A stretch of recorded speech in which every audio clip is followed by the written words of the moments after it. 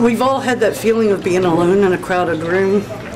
Well, when your family member goes missing, I don't care how many people are around you, you feel alone in the world. You feel like you're walking that path alone. And when folks that understand step up and they walk beside you and they stand for your loved one with you, it lifts that burden. It makes you feel like you're not alone. That's why they contact me as a short our company. Nowadays they have to call 3 years ahead of time. That's why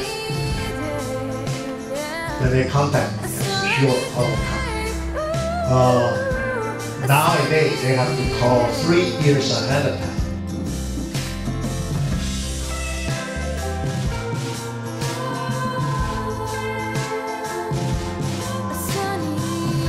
All people who work behind the scenes to investigate, locate, and identify those once lost and or missing. Now therefore I, Bill Sapp, on behalf of the Wilmington City Council, do hereby proclaim the month of March 2019 a Missing Persons Education Month in the city of Wilmington. Thank you, God bless. An honor for me to be able to just say a few words to you all, because the Q Center, Monica, are such good partners. And law enforcement, we can't do it alone. We need your help and your passion to help us get through things. So I hope you have a great conference. A sunny day, ooh, a sunny day.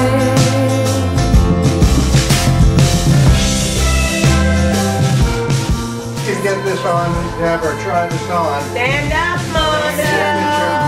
Oh, my.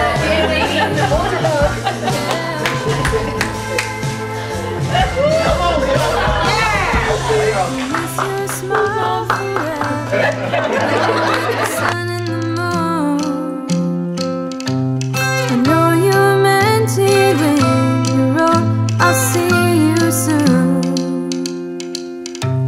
You didn't know how to take it, but you showed us how to Happy 25th make anniversary, it. Monica, for your Community United effort. I came into your life 21 years ago, so 4 years after your Q started. And I am proud as can be that my daughter was your first landmark cakes that really put you on the map as far as the good things you do for people. I continue to come after all these years to support other families, and I consider us all as one large family. I've learned things of to be her voice and be stronger about it, not to be worried about if I upset someone, because that's something that I've been worried about because I want them to work her case. So now I know that I just have to be a little bit more aggressive, and it's okay to do that because that's my child. And no one else will do that better than us. We also learned that you know, we have a new family, but we can also be a blessing to other people that have people missing, to help them through this time. Because, you know, as you think that it would take and never happen to is to you, and then that day comes and you don't know where to turn to and who to ask for help, and Q has given us the tools to do that, but also to take and let other folks know that, you know, you're not alone, that there are folks, there are people that are willing to come and help you at any time, talk to you at any time of the day or night, and that they do understand. They feel what you feel because they have gone through it. When I looked up to the sky and all I saw was gray, but slowly you showed through and melt my worries away. Just open up your eyes, tomorrow is gonna be a sunny day, yeah, a sunny day, yeah, a sunny day.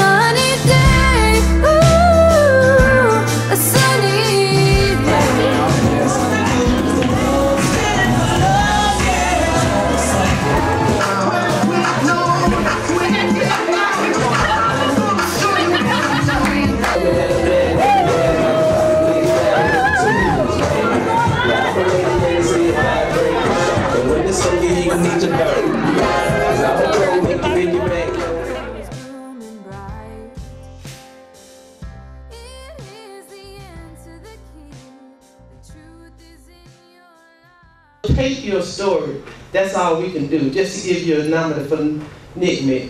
That's all we can do. So they took my story, gave me one sheet of paper and a number, and that's it.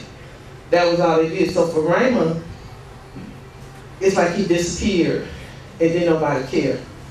I met Monica, I called her, and she was just that advocate that I'm for you, I want to help you, I want to do this, I want to do that. And I was surprised because normally, then nobody want to listen to my story.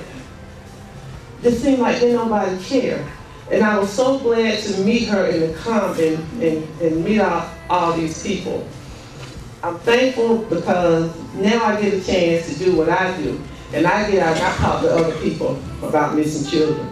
I get out and I spotlight cold cases. That's what I do. I go to those cases that nobody has talked to, or parents that sit at home like me hoping somebody do something. And we are our best advocate. We have to get out and do something for our cases, because if we don't do anything for our cases, ain't nobody gonna get out there for us to do it. We gotta do it for ourselves, for our children. We have to be the voice for the voices, for the ones that's calling. And that's what I do. He's a great guy. First person to be there if you need help. First person to tell you you screwed up. He'll tell you, but he also had a key to help you out. He wasn't a little soft around the edges. He was a good guy, you know, and he took pride in his work and everything. Every day for the rest of my life, I'm going to have to try to figure out how to live without him. And it's hard. Some days I drown. Other days I just still drown, but I have a smile on my face for other people. It helps a lot to help other people doing the job that I'm doing right now. A friend of mine, I don't want to take up too much more time, but a friend of mine took my words, because there's not many friends that talk to you after this. They don't know what to say, and don't be mad at them. Don't be angry at people that can't handle it, because they can't handle it. Unfortunately, I have no choice. I have to handle it. But there's an F word in here, but I'll leave it out. I guess you guys can figure it out. Brandon, there's an empty chair at the table as I light the candles to share. My memories of you like a fable become fixed in my mind as a prayer. Your smiling face is nowhere, yet everywhere I turn. I feel that you are somewhere as my arms for you still yearn. The grayness that surrounds me is like dust within a storm. Today I feel desperately lonely. Without you, I'm still trying to learn. I hear often you have to let go now. Tell me exactly what does that mean? As I still struggle to understand how, when getting over you, feels so obscene. Does anyone know what it feels like to be hit by a proverbial truck, where no one stops to listen and they really don't give up, except for Q. Q is awesome. So let me just enlighten for those brave enough to care. My beautiful baby was taken by evil hands in the dark on a dare. His life one night was snuffed out like a candle caught in the rain. So excuse me when I rant and shout, but as a mother I feel so much pain. I pray that you will never have to endure the sorrow that rips at my heart. For each day is darkness and longing, as invisible Brandon remains in the dark. Thank you. The first time we've ever really addressed this as a family, as far as sharing Rose's story. Brian reached out to me via Facebook Messenger, and I was suspicious at first because the man they believe killed my sister is behind bars for other crimes, but they don't have enough evidence to convict him. We were hoping for a conviction one day. They did find her remains. I did write a little thing about her because this is so heavy.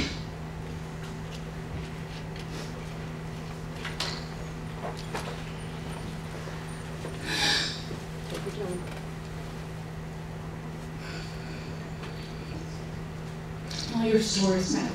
These people matter. Your family matters. No one ever said that. No one ever said that.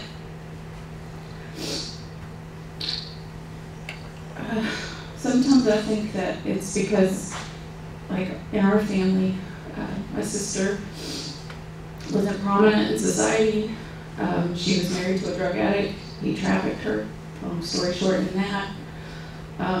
So people fall through the cracks, and my sister was one of those people. And I just want to read a little about her, who she was, and just go from there. Thank you, Brian, for reaching out to me. I was suspicious at first because her case is cold, and hopefully they have new people in homicide. So they're going to pull up in those cold cases and go through the files, but you know, it's been kind of dormant. There's a little piece knowing we have buried her, but they have never convicted him, and I don't think he'll ever walk free again, but you know, we just hope with technology the way that it is now, that her killer will be convicted, because he needs to stand trial for what he did. I just want to read about her, my sister Laura, her other sister. There were 5 of us, 5 siblings. So, just to tell you a little bit about her, she was beautiful. She was a beautiful young woman. She was 26 when she was killed. Not just on the outside, but on the inside. She was not a loud person, but she wasn't a wallflower either. She had spirit and sometimes a temper, but a good heart and trusting nature. She was a girly girl. She loved makeup, having her clothes match and her hair, you know, just right. In spite of us being low income, poor pretty much. She loved boy bands. She was a fanatic about New Kids on the Block. She used to cover our walls with them, and we'd fight about that because I had to share. Yeah, we all fought about that. She loved beauty pageants, Miss America especially. I believe that was one of her dreams.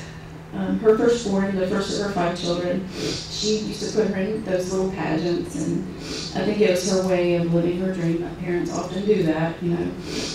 Seeing her girl all dressed up in a pretty dress and a tiara, she was proud. She was proud of all her kids. They were her heart and greatest accomplishment, I think. She had her first child when she was just 14. She was just a child herself. She didn't know how to parent. I believe that her unhealed traumatic childhood, we all kind of had a traumatic childhood, made her vulnerable and searching for a safe place. In that vacuum, she chose men that weren't mature nor safe, men that didn't know how to protect or love wholesomely and sacrificially. Eventually, it cost her her life. Over the span of a couple of years, she lost all of her children to the state. They all went to a family, the youngest was adopted. I believe that not being able to see her children at some point broke her already. She was already fragile. It just made her spiral into even darker decisions. The last memory I have of her alive was the spring of 2000. I had given her a ride to her husband's house. They were staying in a little trailer behind his family's home. It had no running water, no electricity, and was cluttered with trash and debris. It didn't sanitize her. The reality of how she was living didn't faze her. I was 23, and she was 25. I pleaded with her that day to come and stay with me and my roommate. I naively invited her husband too. At the time, I didn't know that she had started using, or I didn't think she had started using drugs at that time, but he was, and I didn't know that. All I knew is that she loved him and held on to him as if he was her last lifeline. There were often periods where we wouldn't hear from her. A couple of weeks would go by, a month or two. At that point, she lived in Leland. She didn't have a car, so we didn't see her as often even then. This was before cell phones and texting and all that became, more common as it is now. I didn't realize that she was even missing until one day 2 detectives came to my job and showed up and asked questions about the last time I'd seen her. Then some months later, a frantic call from my mom saying that they found her remains. She was found on 421. Her, and I like the lady that said her killer because he doesn't deserve to be named. He had bashed her skull and wrapped her in a blanket and left her by the railroad tracks.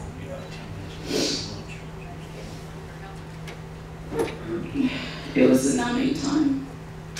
We were numb. It had not set in that, you know, this was reality. And we were living, this is a nightmare. We didn't know the extent of her unhealthy activities. We didn't know how far it had gone. We knew that it wasn't a healthy lifestyle, but we didn't know. We didn't know that her husband was trafficking her for drugs. I didn't know her like him at all, but you know, when you have family members that you don't want to alienate, you try to accept the whole of who they are, and I think that's part of love. You know, doesn't mean you don't cut them off. You don't cut them off, but you don't just love them. But that's when you know how. But his part in her death weighs on me because he's still walking free, and he knows more than I think that he shares with the police. So we're hoping eventually that we'll get some conviction with technology, the way that it is now, that he will confess or they can get enough evidence to convict him. Her death has affected my family and her children on so many ways. Too many to share today. My mother has had her heart broken, and I know it won't be completely healed until the day she sees her in heaven. And my siblings and I feel the void of losing her, and believe we'll see her again one day too. I want her to be remembered, not for the short span of time where she lost herself.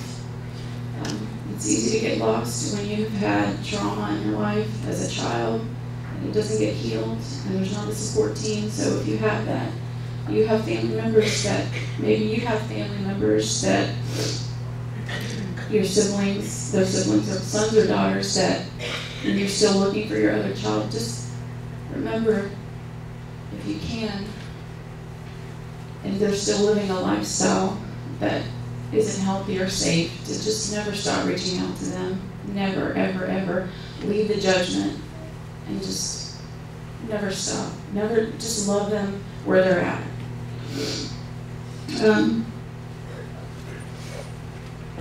I wish that we had conveyed more often that we loved her.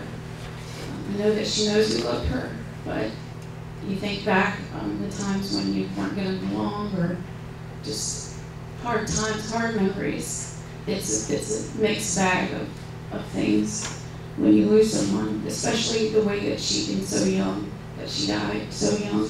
She was a wife, she was a mother, she was a child, and she was a child of God. I see many familiar faces in here and many new ones. This is my first time here. It won't be the last, because I know that probably a little more will come out of me with this. But I know that my stepdaughter, Karen Jo Smith, we look familiar, like we are related. I had people even say that, jokingly. I would have been 8 years old. I'm kind of not going to be there. To bury and fill that grave is my desire. And I do believe this is going to be the group that helps us do that. And for that, I'm grateful. Thank you.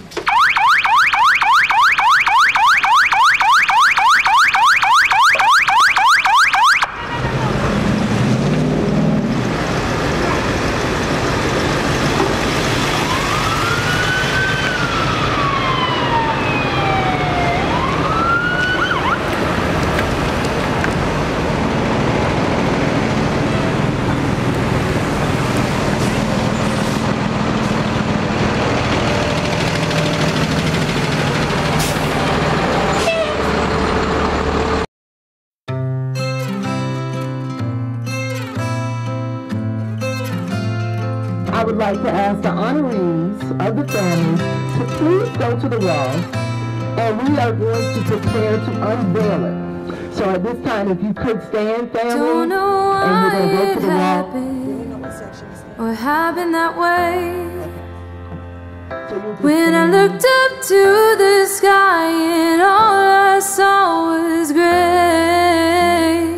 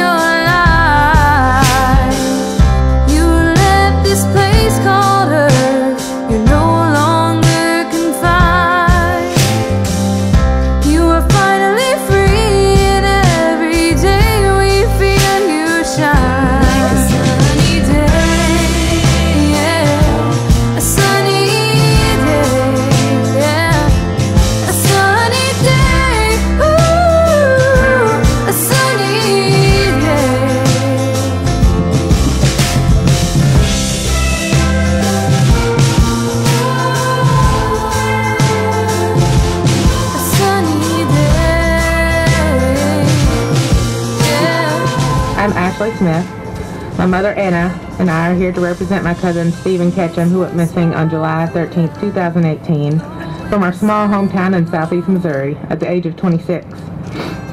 It is an honor to have been invited to speak on his behalf. Stephen and I were raised more like siblings rather than cousins. We spent a lot of time together as we were growing up, and in our teen years we became best friends. He was 4 years younger than me, so he tagged along with me everywhere. Stephen was a comedian. He was literally one of the funniest people I've ever known. He never failed to make you smile, but more than make you smile and laugh, Stephen can make you feel loved. His love for his family and friends was undeniable. Stephen never left your home or hung up the phone without saying the words, "I love you." His hugs were so tight and sincere, they would almost take your breath away. I always joked that someday he would break my grandma in two because he hugged her the same way. As Stephen grew older, he chose the wrong path, made some bad decisions, and eventually became an addict. If you've never mourned the loss of a person who is still living,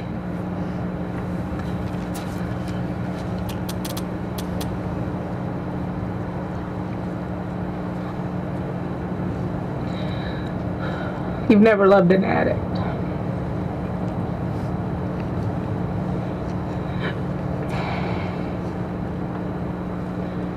There were times when the Stephen that we knew would surface, and it would be like a breath of fresh air to see him sober. His joy and laughter would return momentarily, and we would have him back for just a bit. In June 2018, Stephen tried to hang himself in a patch of woods near my home.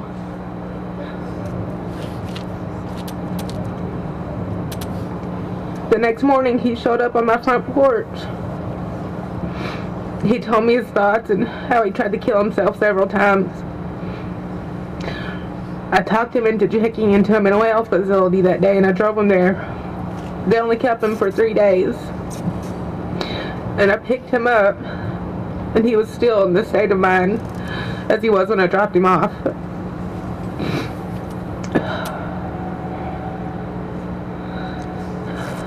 Two weeks later, July 13th, 2018, Stephen went missing.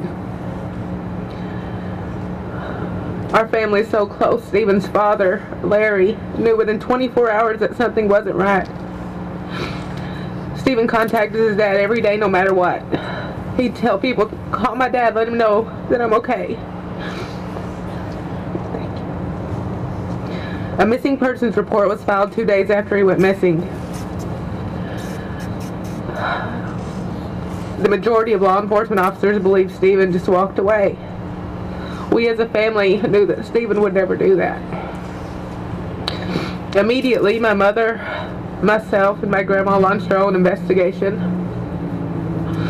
as I think we all sometimes feel they're not moving quick enough or not doing enough. We traced his last known steps, eventually gained access into his Facebook and email accounts. We thoroughly investigated every single person he conversed with in person or via social media. We searched ditches, abandoned buildings, bridges, on foot, and ATV. We contacted several news channels.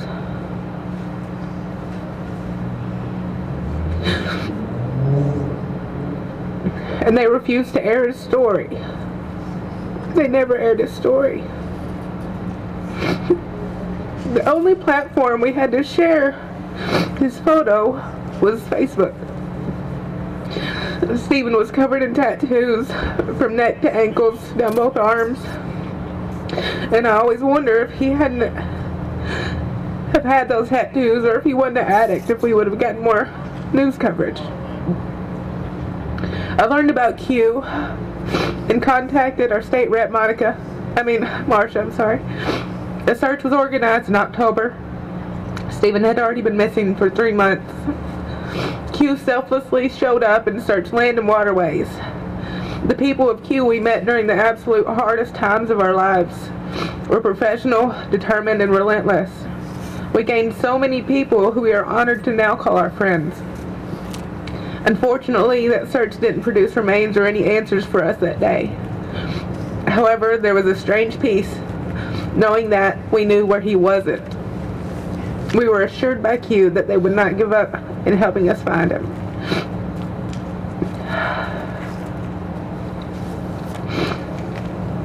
Many of us here know the intense emotions and helplessness you feel when you have a missing loved one. You become obsessed. There is a persistent need to find answers. There isn't 1 second of your day that you're awake that you aren't wondering where they are. I remember waking up many nights, 3 o'clock in the morning on the dot, every morning, just for that reason, to wonder, where's Stephen?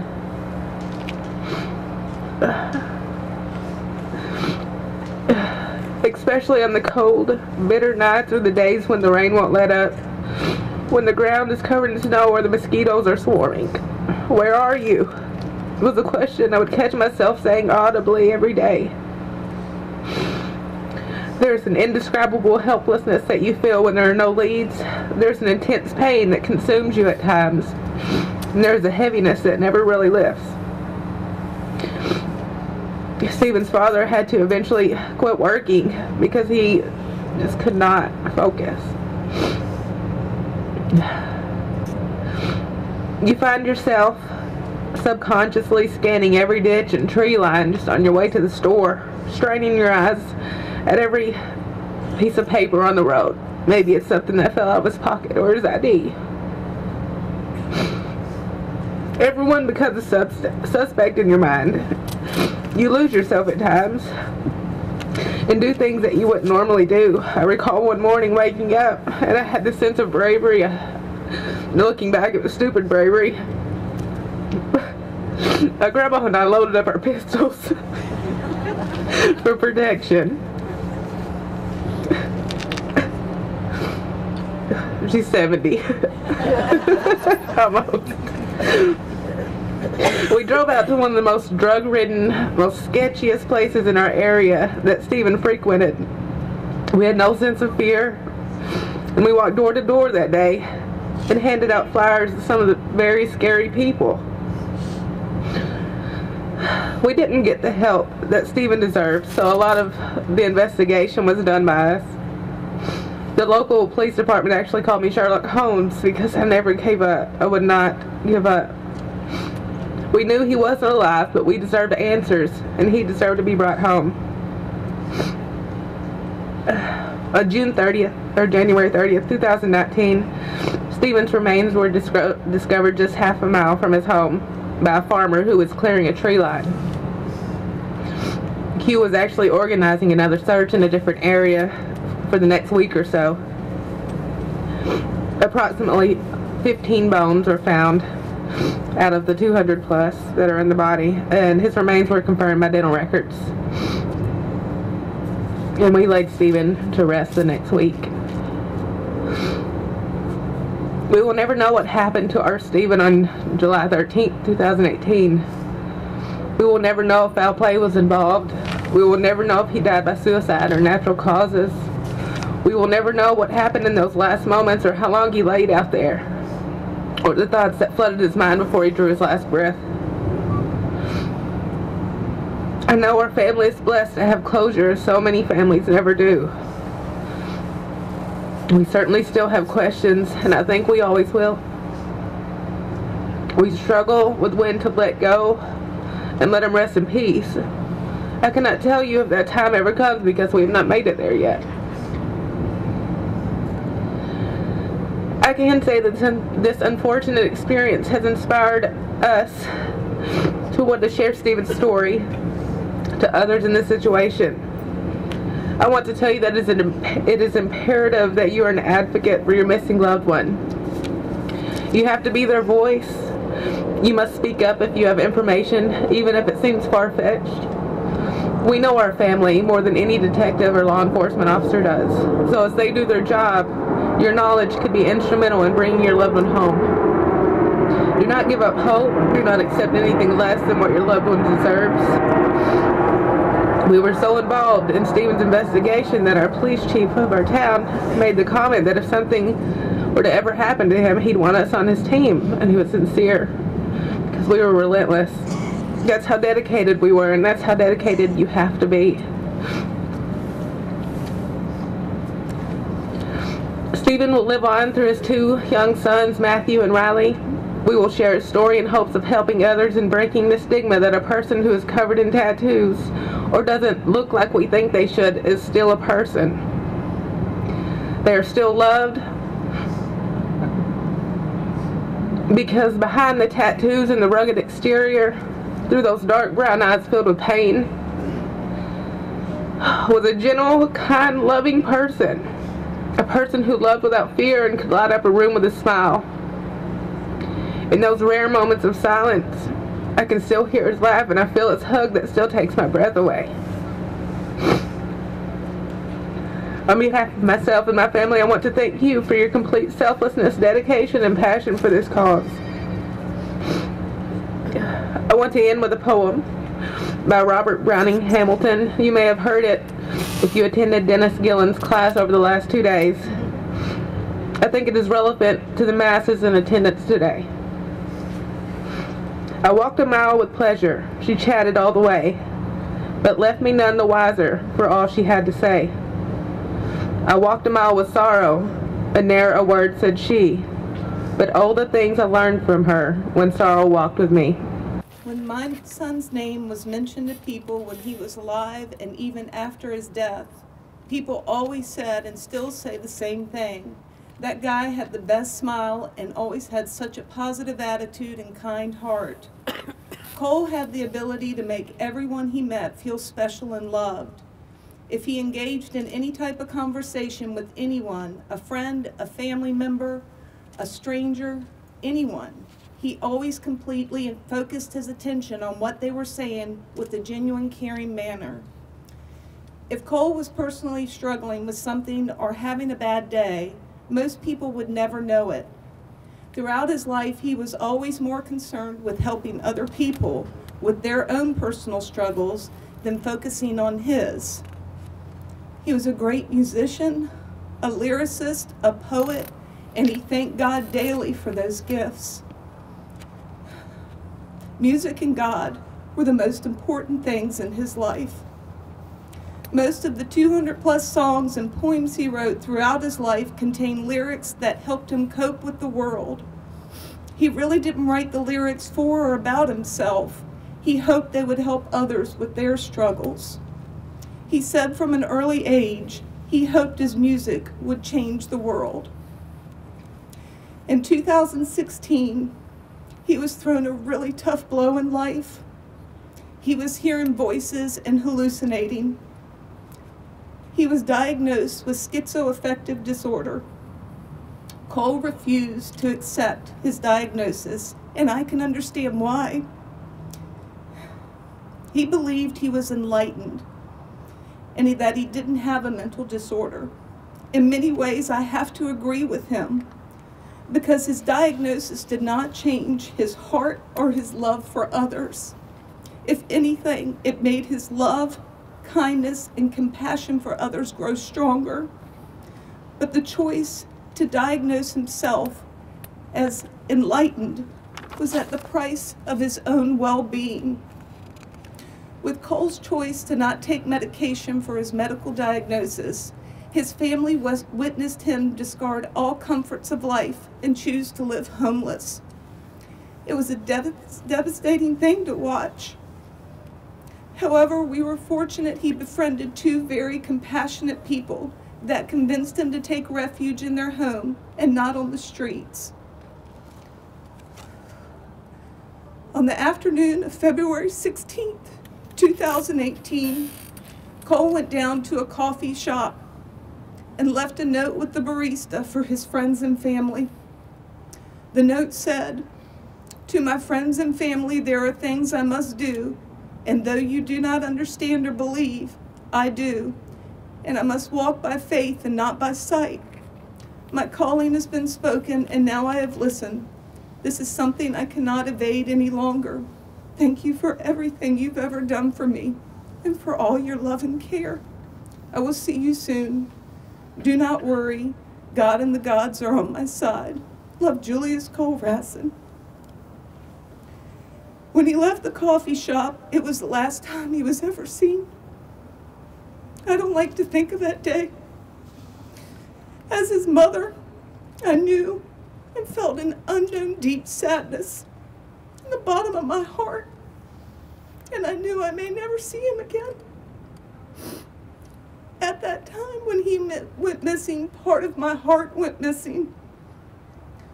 I think all of us who have had a loved one go missing know that feeling.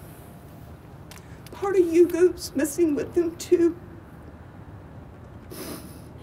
When I contacted Q Center, Monica immediately gathered information from me and got the ball rolling in trying to locate Cole. But Q Center does so much more than that. Monica counseled me. She listened to me cry. She saw me fall apart. She prepared me for any type of outcome. She prayed with me. She gave me strength to focus on finding Cole. Over a week had passed, and there were no solid leads of any kind to help locate Cole. I spent every hour of every day trying to think of something I could do to maybe help the detectives. I couldn't eat. I couldn't sleep. All I could think about was finding him. Monica suggested we hold a candlelight vigil in the community to show support in finding Cole. We scheduled the event for February 25th and titled it "Shine a Light for Julius Cole to help him find his way home." On February 24th, the day before the candlelight, I received a phone call from Cole's father. He told me that the detectives believed they had discovered Cole's body in the Cape Fear River.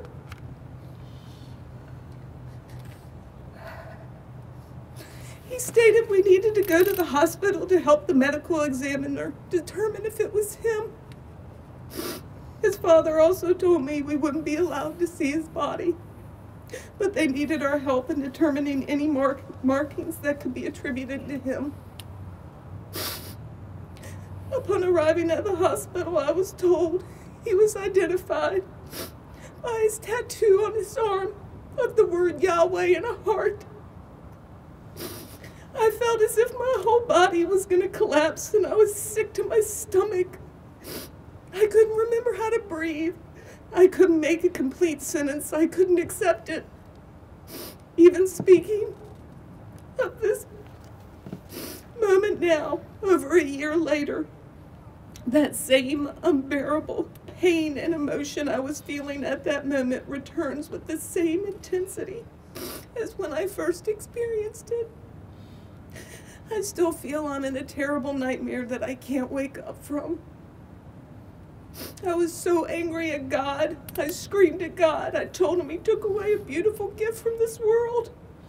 I screamed at him he should have taken me, not Cole. I told God I didn't care if what I was saying was wrong or blasphemous. I wanted my son back, and he took him from me. But I didn't stay mad at God for long, because I couldn't, because God gave me and the world Cole. Cole accomplished a lot in his short life, and I know he attributes those accomplishments to God. In 2014, Cole got the tattoo "Hold Hope" on the upper palm of his hand between his first and second finger. It said "Hold Hope," so that when he held the peace sign, you could see it. He surprised me and his younger brother with that tattoo. The three of us were going through some difficult struggles that were beyond our control during the time. When he showed us the tattoo for the first time, he said, "Hold hope, we will all find peace." And he wrote a song about hope to go with the tattoo. It meant the world to his brother and me that he would do that. However, we had no idea in 2014 that the very words Cole wrote to bring us comfort then would also be the words that gave us the strength we needed to heal from the loss of his life in 2018. It's been a tough year. There are hard days, really hard days. But on those hard days, I remember Cole would want me to hold hope and to find peace. So many people have gotten that same "Hold Hope" tattoo. Hannah Cole continued his message to spread hope and love by releasing 6 of his songs on her album and by starting a nonprofit called Music Heals Minds in his honor. His friend Sonny Plant, who has now become my friend, continues to write about him. I stand here telling his story, but I'm blown away because I really don't have to. He left his story in his own words and memories in every person he showed kindness to. He left a legacy of love that lives on in so many people. I am so very thankful to the Q Center for the work they did to help find him, as well as the work they do to help find other missing loved ones. This organization is truly the definition of hope. Webster's dictionary defines hope as a person or thing that may help or save someone. Q Center embodies that definition in the tireless work they do to find missing persons, and also the emotional support they give to their loved ones. To all of you, I leave you with Cole's wish to the world. Hold hope. We will all find peace.